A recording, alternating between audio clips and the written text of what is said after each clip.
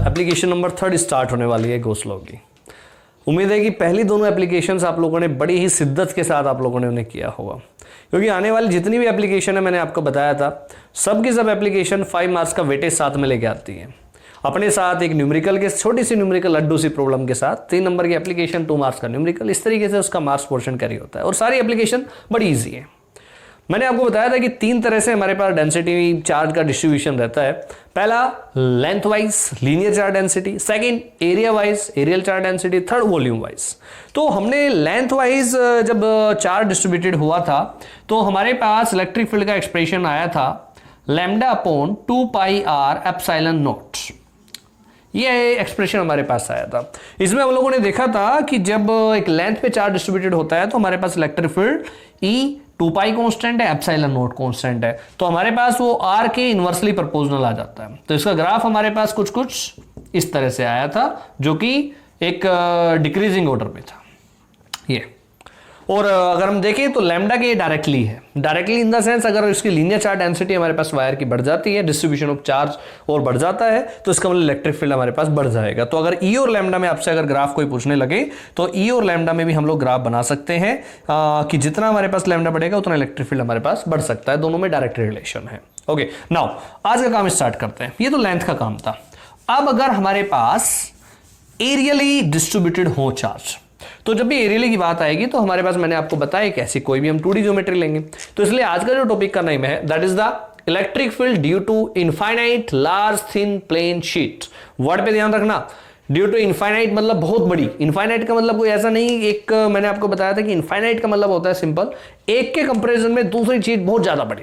जैसे कि अगर हम अर्थ के कंपैरिजन में, अर्थ के साइज कंपैरिजन में एक चींटी का साइज हम अगर मेजर करने लगे तो एक बहुत बड़ा राक्षस सा उस चींटी को नजर आता होगा। Okay, so that's the infinite large thin plane sheet. Thin, अब ये थिन का मतलब क्या है कि हमारे पास जनरली अगर मैं एक इसकी बुक की मैं बात करूं तो ये हमारे पास एक क्यूबॉइड स्ट्रक्चर है। अगर मैं इसकी ये थिकनेस बहुत पतली कर दूं, बहुत पतली कर दूं, बहुत पतली कर दूं, इतनी पतली कर दूं कि बस ये केवल आपको सिर्फ ये आपको ये पेज ही आपको नजर आए, ये पोर्शन नजर आए, तो जब थिकनेस इतनी कम हो जाएगी तो मैं इसे यहां पर ये बोल रहा हूं एक शीट है। हम इसे एक शीट बोलते हैं क्योंकि जब थिकनेस कम हो गई। ओके, तो एक शीट के 2 फेसेस हैं, एक इधर और एक इधर। ठीक है, ये इस पूरे के पूरे हमारे पास टॉपिक का नेम है। तो टॉपिक को आपको पूरा समझना होगा, टॉपिक क्या है। तो वहां पर शीट पे हमारे पास क्या आता है, एक पूरा का पूरा एक प्लेन होता है, plane area. Okay, now so electric field due to infinite large thin plane sheet. ये हमारे पास कोई एक शीट है, ये रेक्टेंगुलर शीट हो सकती है और स्क्वायर शेप की भी हो सकती है। ओके, हमारे पास इस पे चार्ज डिस्ट्रीब्यूटेड है। चार्ज डिस्ट्रीब्यूटेड आप पॉजिटिव भी ले सकते हैं, आप नेगेटिव भी। हम जनरली हम जो अपना प्रेफरेंस देते हैं हम पॉजिटिव को देते हैं क्योंकि हम नेगेटिव सिंबल्स को अवॉइड करना चाहते हैं अपने एक्सप्रेशन में। सो ये पॉजिटिवली चार्जेस यहां पर हमारे पास डिस्ट्रीब्यूटेड है। तो आज का हमारे काम इस एप्लीकेशन में ये है, हमें शीट की ध्यान रखना, इसके उधर भी साइड भी ऐसे ही चार्ज डिस्ट्रीब्यूटेड है और इधर भी। तो हमारे पास पूरा का पूरा ये 2 फेसेस इसके हैं हमारे पास। ठीक है, तो ये पूरे पूरे पॉजिटिव चार्ज यहां पर डिस्ट्रीब्यूटेड है। तो इस इलेक्ट्रिक फील्ड अब हमें इस शीट की हेल्प से फाइंड आउट करना है। यहां से कोई r डिस्टेंस पे एक पॉइंट P है, यहां इधर मुझे इस पे point electric field find out करना है। आप कह सकते हो कि सर उधर भी तो हो सकता है, बिल्कुल हो सकता है जी। तो सेम आप इधर कोई कहने लगा कि मैं तो इधर लेना चाहूंगा, ले ले भाई, तो r डिस्टेंस पे इधर ले ले पॉइंट P, हम इधर ले लेते हैं, कोई दिक्कत की बात नहीं है। तो आप दोनों साइड आप कहीं पर भी आपको फाइंड आउट करना है इलेक्ट्रिक फील्ड, आप फाइंड आउट कर सकते हैं। अब आप कहोगे सर यहाँ पे लेना चाहे भाई ले ले, कोई दिक्कत नहीं। फिर हमारे पास शीट बहुत बड़ी है, इनफाइनाइट साइज की है, तो मैंने तो सिर्फ एक लिमिटेड पोर्शन उसका लिया है इलेक्ट्रिक इसका, हमारे पास शीट का साइज बहुत बड़ा है। ओके, तो आप कहीं पर भी लेंगे, लेकिन हमें जो निकालना है इस शीट से इसके परपेंडिकुलरली कोई एक पर्टिकुलर डिस्टेंस पे हमें फाइंड आउट करना है। ओके, ये हमारा आज का काम है। तो सबसे पहली चीज, शीट हमारे पास यहां पर डिस्ट्रीब्यूटेड है चार्ज एरिया के अकॉर्डिंग। तो यहां पर कौन सी चार्ज डेंसिटी यूज होगी, या यूज होगी हमारे पास sigma, that will be Q total upon A। जो भी उसके अंदर चार्जेस हमारे पास आएंगे that will be the sigma, वो हमारे पास रहेगा। ओके, चलिए आज का काम करना हम लोग स्टार्ट करते हैं। अब इस काम को स्टार्ट करने से पहले हमें पता है कि जब भी हम किसी का इलेक्ट्रिक फील्ड निकालते हैं तो अपने को 4 स्टेप फॉलो करने हैं। सबसे पहला स्टेप हमारे पास क्या है, सबसे पहला स्टेप है कि हमारे पास हमको गॉसियन सरफेस ड्रॉ करना है। सेकंड हमारे पास स्टेप क्या है? सेकंड स्टेप हमारे पास ये है कि हम लोगों को इलेक्ट्रिक फ्लक्स कंप्यूट करना है by using phi is equal to E dot D S. Third step क्या है? गॉस थ्योरम अप्लाई करनी है। फोर्थ स्टेप क्या है? दोनों को हमें कंबाइन करना है। तो ये स्टेप्स अपने को यूज करने हैं। तो जरा देखते हैं, सबसे पहले गॉसियन सरफेस हम ड्रॉ करें। गॉसियन सरफेस ड्रॉ करने के लिए हमारे पास कंडीशन क्या है कि सिमेट्री लगभग लगभग सेम रहनी चाहिए और हर एक पॉइंट पर इलेक्ट्रिक फील्ड की डायरेक्शन और एरिया वेक्टर की डायरेक्शन लगभग सेम रहनी चाहिए। तो मैंने क्या किया, मैंने यहां से एक छोटा सा, जैसे हमारे पास अगर एक स्क्वायर है या रेक्टेंगल है, तो मैंने यहां पर, आप चाहो तो एक स्क्वायर पोर्शन भी आप कट कर सकते हो और उसे आप आगे तक ऐसे बढ़ा सकते हो। देखो मैं दिखा देता हूं एक बार आपको। अगर ये आप एक छोटा सा एक पोर्शन यहां पर लेते हैं, एक डीए छोटा सा पोर्शन लेते हैं और इसकी हेल्प से आप देखें इधर कहीं पर, यहां पर अगर आप देखने के लिए आप जाएंगे, ये वाला पोर्शन और ये वाला पोर्शन, तो आप देखेंगे कि हमारे पास पूरा का पूरा एक कंप्लीट, जब बनने के लिए हमारे पास ये जो जा रहा है, ये एक ये वापस से आप देखोगे एक एरिया, एक जो शीट का पोर्शन है वो हमारे पास यहां पर आ गया है। तो अगर इस पूरी फिगर को आप गौर से आप देखेंगे तो आपको लगेगा कि क्यूबॉइड स्ट्रक्चर है। तो कोई बोलेगा सर मैं तो स्क्वायर क्यों लूं, मैं तो इस तरह की, मैं तो सर्कुलर की शेप की लेना चाहूंगा। तो भाई कोई दिक्कत की बात नहीं है। आपको अगर इसमें दिक्कत आ रही है तो हमारे पास सिंपल हम क्या काम कर सकते हैं, हमारे पास मेन चीज है सिमेट्री सेम रहनी चाहिए। सिमेट्री से कहने का मतलब इलेक्ट्रिक फील्ड की डायरेक्शन, एरिया की डायरेक्शन वहां पर सेम रहनी चाहिए। तो अगर आप देखेंगे इसके किसी भी पॉइंट पर अगर आप देखेंगे पॉजिटिव की हेल्प से इलेक्ट्रिक फील्ड भी अवे है और एरिया भी हमारे पास दूर की ओर है। एरिया की डायरेक्शन मतलब परपेंडिकुलर है सरफेस के और इलेक्ट्रिक फील्ड हमारे पास अवे है, तो दोनों के बीच में एंगल कितना है? 0। किसी भी पॉइंट पर आप इस साइड आप चेक कर सकते हैं। ओके, तो कोई बात नहीं, मैं आपको चीजों को और इजी बनाने के लिए मैं सरफेस को यहां पर मैं कैसा कट कर लेता हूं, मैं ये वाला सरफेस कट ना करके हमारे पास एक सर्कुलर पोर्शन में यहां पर ले लेता हूं। एक छोटा सा डीए एरिया एलिमेंट में एक सर्कुलर में ले लेता हूं। तो ये मैंने छोटा सा एक सर्कुलर पोर्शन लिया। अब आप कहोगे सर सर्कुलर से मैं सिमेट्री कैसे बढ़ाऊंगा? बढ़ाओ, एक सर्कुलर आपने यहां से लिया, आप गए यहां से इस डिस्टेंस पे, ये लो जी, यहां से भी इस डिस्टेंस पे गए, तो यहां तक पोर्शन कैसा पहुंचेगा? यहां पे भी एक सर्कुलर पहुंचेगा पोर्शन हमारे पास। जाहिर सी बात है, क्योंकि अगर आपको इतनी डिस्टेंस पे आपको देखना है, क्लोज सरफेस अपने को चाहिए, तो सर्कल को लाओ खींच के, जैसे कि स्प्रिंग बंद पड़ा हो उसे लाओ खींच के, तो कैसी शेप बन गई? एक सिलिंड्रिकल शेप बन गई। आप कहोगे सर इधर भी ड्रॉ कर सकते हैं, बिल्कुल करो जी, क्या दिक्कत की बात है। सेम सरफेस, यही ऐसा का ऐसा सरफेस आप इधर भी ड्रॉ कर लीजिए, क्या दिक्कत की बात है। ठीक है, तो ये हमारे पास एक क्लोज गॉसियन सरफेस हम लोगों ने ड्रॉ कर लिया। चेक करते हैं पहले इलेक्ट्रिक फील्ड की डायरेक्शन, एरिया की डायरेक्शन में क्या है।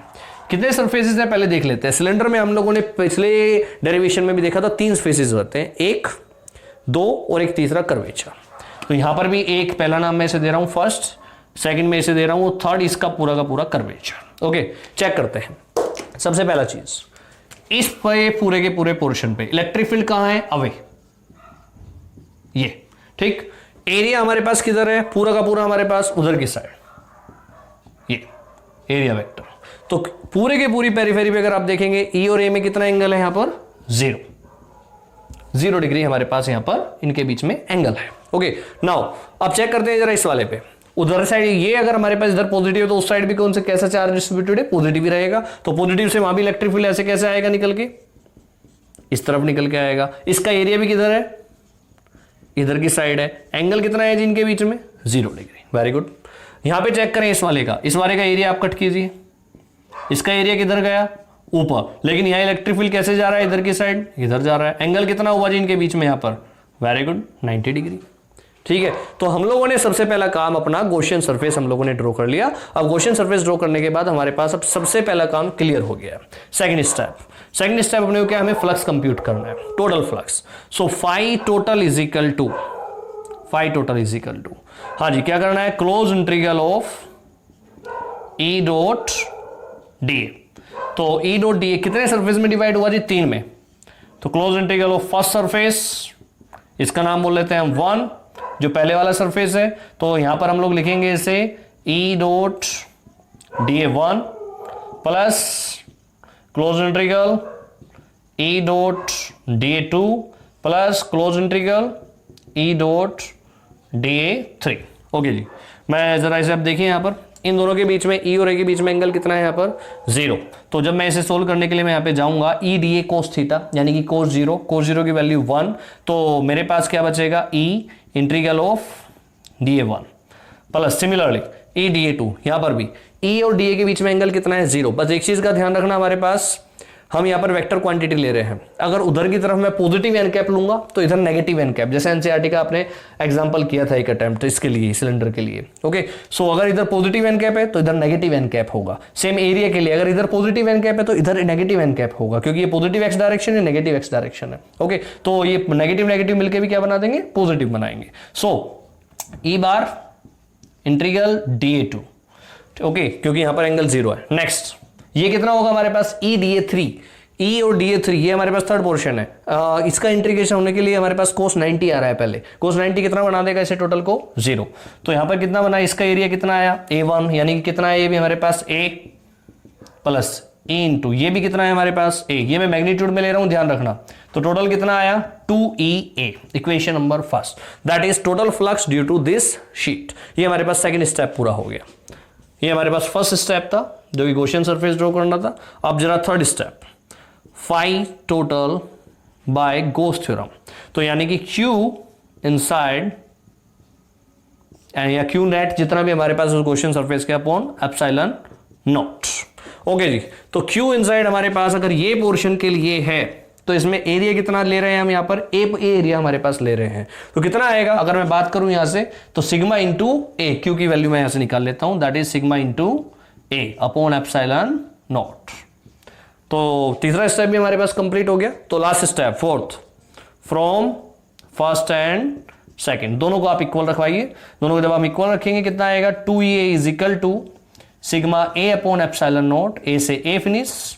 ई आया आपके पास sigma upon 2 epsilon naught, it is in magnitude. और अगर मैं इसे वेक्टर फॉर्म में लिखता हूं E is equal to sigma upon 2 epsilon naught N cap. N cap बताएगा हमारे पास डायरेक्शन ऑफ इलेक्ट्रिक फील्ड। अगर ये पॉजिटिव है तो अवे होगा और अगर ये नेगेटिव है तो हमारे पास ये इनवर्ड होगा। तो बस फर्क क्या आएगा, अगर नेगेटिव शीट आप लेंगे ई इधर हो जाएगा, ए उधर एंगल 180, यहां पर भी 180 होगा हमारे पास, ई उधर ए इधर, तो 180 की वजह से यहां पे नेगेटिव, यहां नेगेटिव नेगेटिव नेगेटिव, तो ये कितना इलेक्ट्रिक फील्ड में यहां पे क्या आ जाएगा नेगेटिव। नेगेटिव क्या इंडिकेट करेगा कि आपकी जो शीट है वो कैसे चार्ज है, that is the negative charge. Okay, यहां से एक कंक्लूजन पे अब हम पहुंचते हैं। पहली चीज, ये किस किस चीज के ऊपर डिपेंड करता है? क्या ये हमारे पास आर के ऊपर डिपेंड करा जो हमने आर डिस्टेंस ही लिया था? आंसर है नहीं डिपेंड करा। क्यों नहीं डिपेंड करा? हमारे पास शीट इतनी बड़ी है, शीट इतनी बड़ी है, आप देखो एक पूरी बड़ी की बड़ी दीवार है, उस बड़ी सी बड़ी दीवार के एक हमारे पास एक छोटी सी चींटी चल रही है और इस छोटी सी चींटी हमारे पास कितनी दूर जाती रहे उसके लिए हमारे पास वो उस दीवार का साइज लगभग उतना ही रहेगा, उससे कोई फर्क नहीं पड़ने वाला है। तो आर डिस्टेंस का आप कितनी आप दूर चले जाए, क्योंकि जब इसका साइज इतना बड़ा है हमारे पास शीट का, तो आर डिस्टेंस पे हमारे पास फील्ड पे कोई इफेक्ट नहीं डालेगी। तो इसका मतलब आर से इंडिपेंडेंट है। तो ये आपसे चीज पूछी जाती है, इंडिपेंडेंट। सेकंड, किस पे डिपेंड कर रहा है? डिपेंड कर रहा है हमारे पास सिग्मा के ऊपर, यानी कि डायरेक्टली है। जितनी सरफेस चार्ज डेंसिटी इसकी ज्यादा होगी, यानी जितने हमारे पास चार्जेस यहां पर ज्यादा होंगे तो इलेक्ट्रिक फील्ड ज्यादा होंगे। तो दोनों में अगर मैं रिलेशन निकालूं तो ई डायरेक्टली सिग्मा, इनका अगर मैं ग्राफ बनाऊं ई और सिग्मा के बीच में that will B a straight line, जैसा कि ई और लैम्डा के बीच में हुआ था। ओके, ये आपकी एप्लीकेशन नंबर 3 है, electric field due to infinite large thin flat sheet. तो यहां पर इसका सरफेस का आप इसका ध्यान रखना, गॉसियन सरफेस आप चाहे तो एक क्यूबॉइड भी आप ड्रॉ कर सकते हैं। क्यूबॉइड में भी हमारे पास सेम इस वाले रीजन से फ्लक्स आएगा, इससे आएगा और ऊपर वाला 90 की वजह से कैंसिल आउट हो जाएगा। सेम यहां पर हमने सिलेंड्रिकल लिए हैं, सिलेंड्रिकल में हमारे पास इजी रहता है इसलिए हमने सिलेंड्रिकल ड्रॉ कर लिया है। ओके, लेकिन ध्यान रहे सिमेट्री हमारी फुल होनी चाहिए। तो ये आज का हमारे पास काम था, एप्लीकेशन नंबर 3।